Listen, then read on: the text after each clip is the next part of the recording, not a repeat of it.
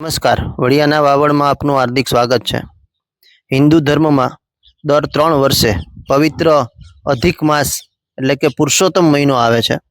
આ પુરુષોત્તમ મહિનાની અંદર મહિલાઓ ગોપીઓ બનીને કૃષ્ણ ઘેલી બનતી હોય છે।